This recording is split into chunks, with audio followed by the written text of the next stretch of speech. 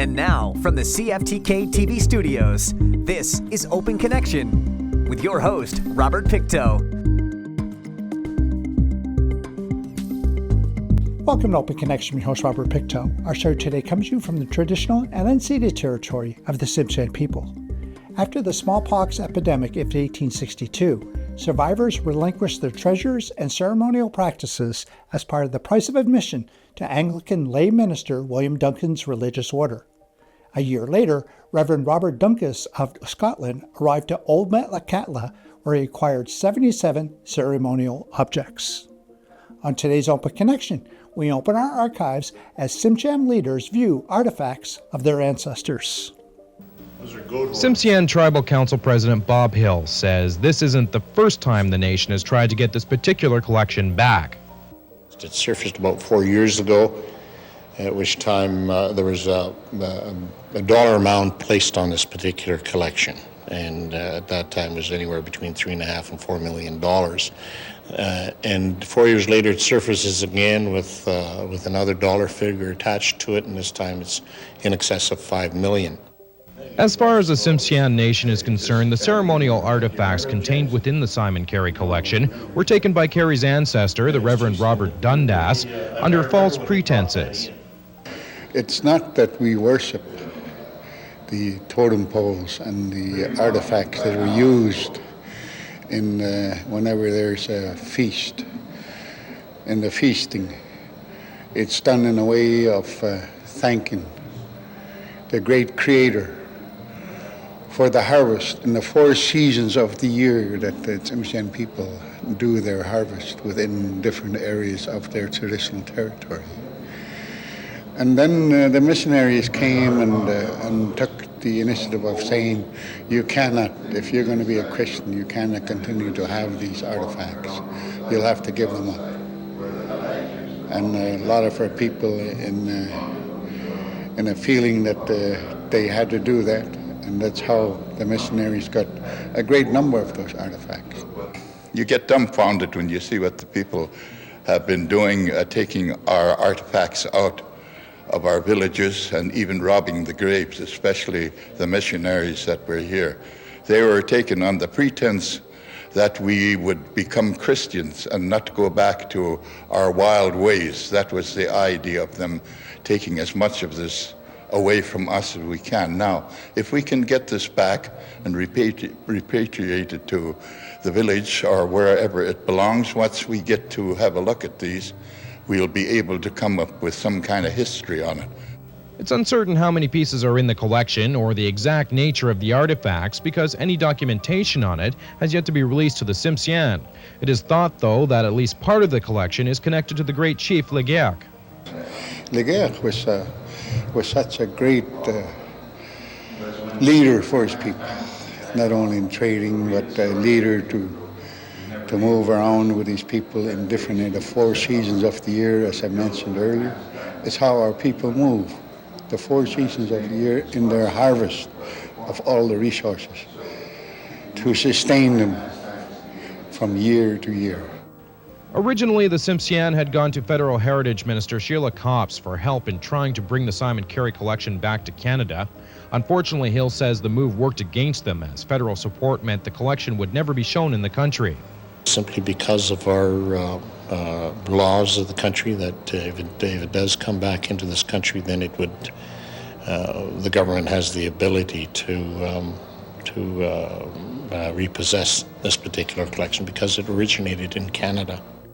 It's now a race against time to get the collection back, as it is scheduled to be auctioned off at Sotheby's of London sometime in the next 2 years. In order to make sure that doesn't happen, the Tsimshian have teamed up with the Museum of Northern BC to raise the $5 million that's needed to buy the artifacts back, something that doesn't seem to be as much of a sticking point as you would think. If somebody steals something from you, you offer a reward to make sure you get it back in good shape. Nobody ever comes to you and says you can have this back for nothing. Look at what we're fighting for in our land in the treaty. You take the land away and they come to us and says, we'll give you a little bit of this back. So they ask us in return that we sign over everything to them. So therefore I say, it's what we think it cost us to do it. is what we're going to do. Our intent is, as a first step, we're going to bring it into the country, into Canada, for all the Canadian people to benefit by having a look at the wardrobe that belonged to the Tsimshian ancestors. And from there, if we can get it back into Canada, then we're going to sit down and find avenues of how we can bring it back to the North Coast, the Pacific North Coast, to bring it back to its original roots. Oh, that must be. This is the stuff that's. Open Connection will be right back after these messages. And now, from the CFTK-TV studios, this is Open Connection with your host, Robert Pictou. Thank you for staying with us. The first Amateur Hockey League was actually organized under the jurisdiction of the BC Amateur Athletic Union in 1912. 7 years later, the British Columbia Amateur Hockey Association, now BC Hockey, was formed. During the 22-23 season, the first intermediate playdowns were held, and it was not until 1926-27 season that the organization crowned their first junior champion. Let us return to the archives with Brian Downey. Beginning Sunday morning, the Terrace Arena is expected to be jumping with excitement as the puck drops on the Midget AA Provincial Hockey Championship. But to get to this point, it's taken countless hours of work. It's a big undertaking. We are expecting 200 players here, all their parents, so we want to put on a good show. We want to make this a special event. There's been a committee working on this now for months. Actually, it's taken quite a long time, but everyone's been working hard and in pretty good spirits, so it's good, and it's all coming together really well. Organizers are hoping for a jam parking lot beginning with the opening ceremonies on Sunday evening at 7:30. Other events throughout the week include pancake breakfasts on Tuesday and Thursday mornings, plus all of the high-caliber midget hockey action. At the midget level, this is the last 2 years of most fellows' minor hockey, and we want to make sure that when they leave Terrace, they first of all know where Terrace is and have enjoyed themselves, but they played a good level of hockey, and we also want to put a good show on for the residents of Terrace, the fans. One of the teams the fans are sure to watch closely is the host Terrace squad. Throughout the year, they've been on the ice at 6 in the morning practicing before school. And for 16 and 17-year-olds, it's been challenging. The only hardest thing is getting up in the morning, but it's not that bad. Once you get out here, it's pretty fun. It's hard for us to practice all the time. It's not what we want. It'd be better if we had another sheet of ice. We could be out there every day and we'd be able to make it the provincials on our own without having to be the home team. But it hasn't been a storybook season, at least not to this point for Terrace. They were eliminated in the league semifinal and had to settle for a backdoor entry into the tournament as hosts. We would have preferred to come in the front door, but the opportunity's still there, and we plan on taking advantage of it. I don't feel bad about it. I think it's a great opportunity for Terrace, a great opportunity for the kids that are playing for the Terrace Totem Ford Midget Reps. In preparation for the provincial tournament, the Terrace midget hockey team has been playing against rec league teams and old-timers, all in an effort to fine-tune their game. Well, what our team does the best is intensity, for sure. I mean, we're just too mean for the other teams, I think.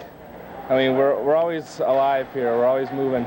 We're never really like sluggish or nothing, so we can always keep up with everyone else. I think how we gel together.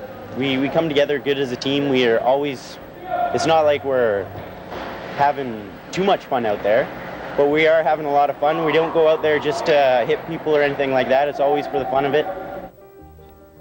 Taking a look at the Terrace roster, the goaltenders are both first-year midgets. Kyle Randrup and Craig Walsh are both expected to see action, and the team personnel like what they see from the guys between the pipes.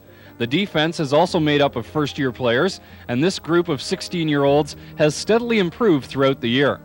They like to rough it up. They like to go in the corners, dig hard.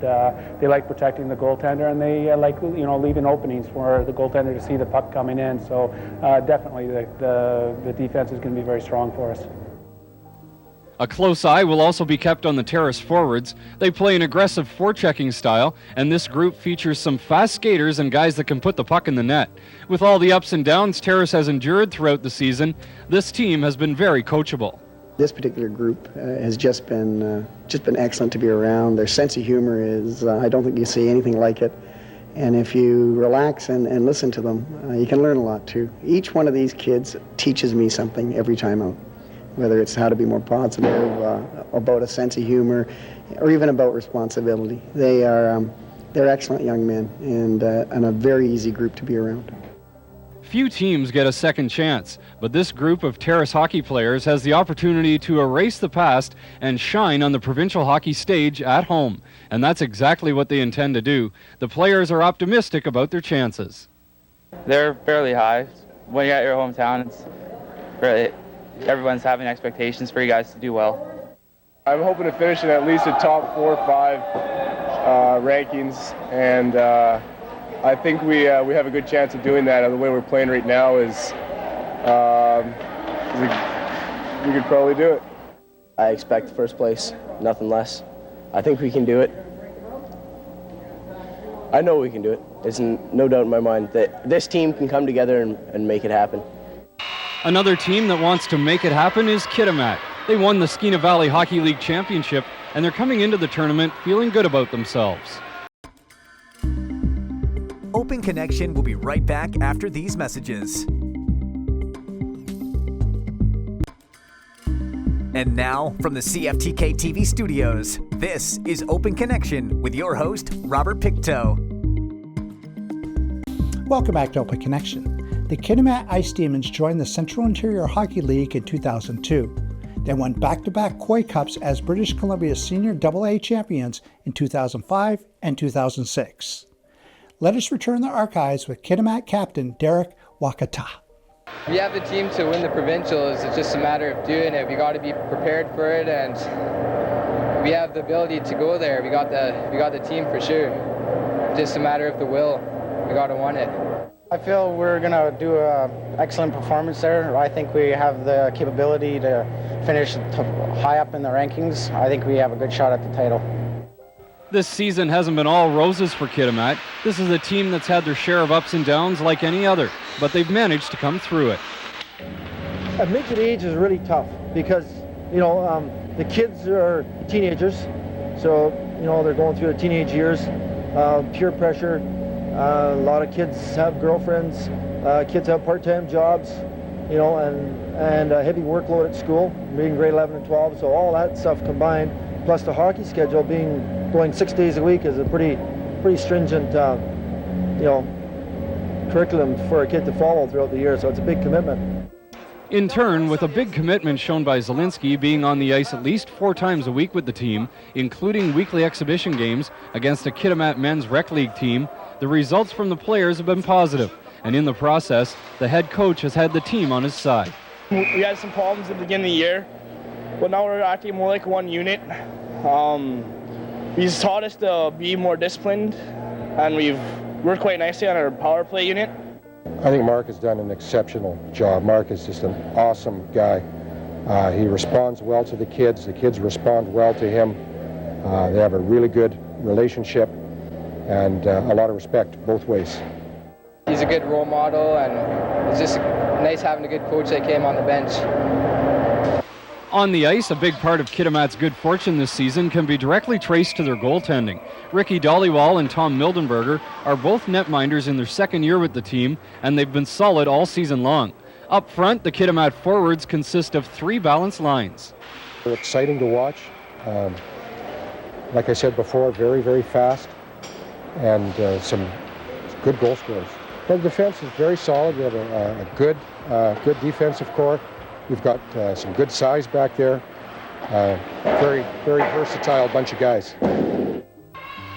For organizers, the ideal matchup in the final would be Kitimat against Terrace. This past season, it was Kitimat that dominated the longtime rivalry. In 10 head-to-head meetings, Terrace won just once. However, despite their shortcomings, the Terrace players would welcome another chance to battle their Kitimat counterparts, especially at provincials. We love Kitimat, sort of, and we'd definitely like to play them. They're always a great competition, very intense games, and I like it a lot. I like playing them. They don't have anything on us. They don't have anything on us. We're a much better team together. If we've put everything together before, we've beaten them in games, just not on the scoreboard. Just certain things that don't come together during a game that will during the provincials, I promise. It's a promise that pours more fuel on an already heated rivalry. As a result, the Kitimat players have answered back with comments of their own. I promise a beating versus Terrace. I mean, the score will probably be like 9-0. I mean, they can't play hockey. They never could, actually. Not a bad team, but they're not really concerned to us. So I'm sure it might be a close game, but I think we can take it in the end. While the players on both teams take part in a war of words, team officials decided against it. They'd just like to see strong fan support throughout the tournament. I'd like to see the fans in Kitimat come on out and support us. Provincial start the 19th. That's a Sunday and run right through to Friday. Come out and support us. We're going to be just down the road in Terrace. We hope to pack the place. We've had some great turnouts this year for our games. Regretfully, we only get about 3 or 4 home games a year, so there's not that much of an opportunity for the fans to come out and see us. But when we do play at home, I bet we put 400 to 600 kids, maybe more in there from Cal in the surrounding areas, and they're loud, they're noisy, and I'll tell you, the boys play well. 11 teams are competing for the AA midget hockey title. The only out-of-province representative is Whitehorse. One team that has to be considered a pre-tournament favorite is West Vancouver. They're back to defend last year's provincial championship. All the action takes place at the Terrace Arena beginning Sunday morning at 7. Open Connection will be right back after these messages. And now, from the CFTK-TV studios, this is Open Connection with your host, Robert Pictou. In 1953, a young Ray Murphy used his dad's chainsaw to spell out his brother's name on a piece of wood. Later in life, he would travel and demonstrate this type of work, carving names on wooden belt buckles worn by his customers. In this final segment of Open Connection, let us return to the archives with chainsaw carver Al Burrows.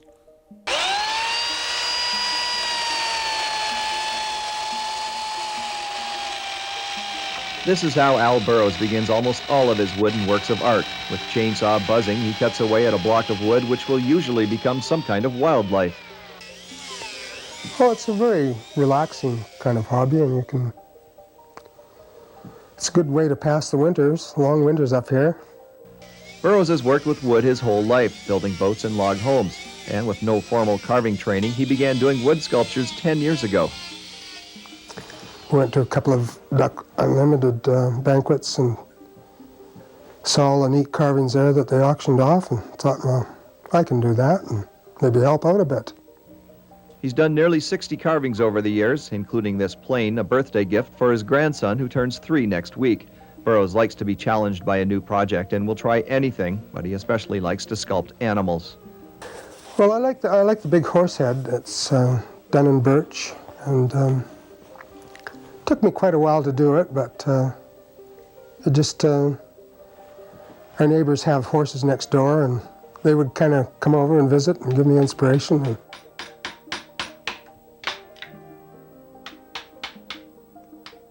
This piece of wood will eventually be a green heron, looking similar to this sculpture. That it's standing on, looking down towards the water. This will be water. Burrows finds the chunks of wood he works with, or some are given to him by friends. The odder the shape, the better. It just sort of seems to come out of the blue after you look at the piece of wood for a while, and the shape and the way the grain is running, and the particular size of it has a lot to do with it as to what you can accomplish with it. So you kind of go from there. A recent and interesting creation of Burrows that's caught the attention of quite a few people is the European Santa. There's all kinds of different styles in Europe. Quite a wide variety of their concepts of Santa Claus. So it's almost anything you can imagine that works. The Santas are great examples of Burroughs' skill using a single piece of discarded wood with its knots, bumps, and other characteristics, which he incorporates right into the piece. Like in the big Santa Claus there, it was like a large fork of a spruce tree, and I was able to utilize one part of the fork for the Santa's bag and carve his body out of the other one. Burroughs' work has appeared in galleries and other shows from Prince Rupert to Prince George, with most of the pieces ending up being sold. Some of them have sold and gone as far away as Japan, down into the States. What was the Japan one?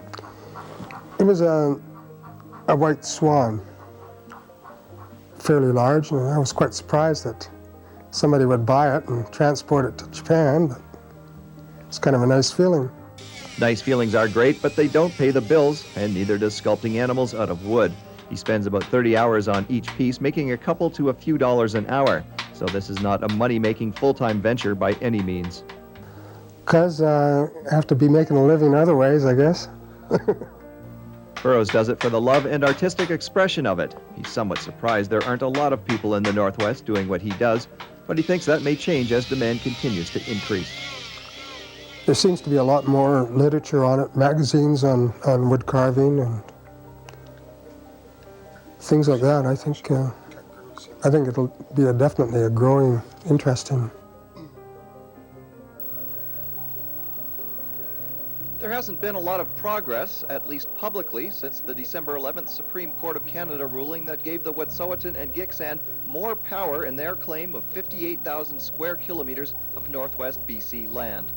The things that we won today are major. It puts us in a totally different level. There is still a lot of confusion and fear of the unknown. People yesterday found it hard to be neighborly and supportive when they don't know exactly what the Delgamuukw decision means for their land, homes, or businesses. A lot of people are afraid they'll lose their property or have to pay an extra cost for it. From the Wet'suwet'en point of view is that fee simple is not at risk here. I mean, we say it until we're blue in the face. We say it many different ways, you know, and still people are saying we're afraid we're going to lose our land. Well, that's nothing to be afraid of there. A spirit of cooperation seemed to permeate most of the meeting as George insisted that nobody has to give up anything no matter what happens in future land claim negotiations with the province. He simply wants to work together with communities in the land claim area. The mayor of Smithers agrees with that sentiment and is taking it to council. If we get agreement, then we'll pull together all the other municipal councils in the area and involve the entire community in some manner, and then have some discussions with the Wet'suwet'en people and start on a new era. George says this meeting and future talks with community leaders are basically to promote mutual recognition and respect between natives and non-natives in the Northwest. And what I'm saying to people here is I'm not asking you to give up anything of who you are, and neither should you be asking that of me, but rather recognize that we have a foundation for a relationship, which in my view should have been what we started with. We wouldn't have had this problem today. Thank you for joining us for this episode of Open Connection. The greatest distance in the existence of man is not from here to there, but the connection from his mind and heart. If we can conquer that distance, we can soar like an eagle and realize immensity within. I'm Robert Pictou.